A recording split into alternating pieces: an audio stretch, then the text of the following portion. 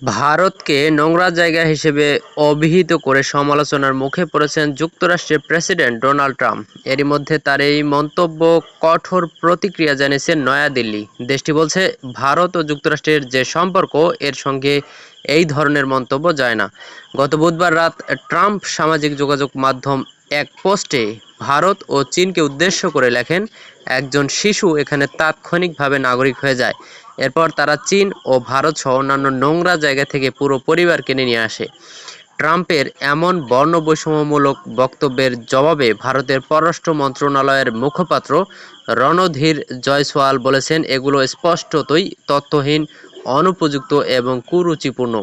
এগুলো কোনোভাবেই ভারত মার্কিন সম্পর্কের প্রকৃত চিত্র প্রতিফলিত করে না, যে সম্পর্কটি দীর্ঘকাল ধরে পারস্পরিক শ্রদ্ধা এবং অভিন্ন স্বার্থের ওপর ভিত্তি করে টিকে আছে।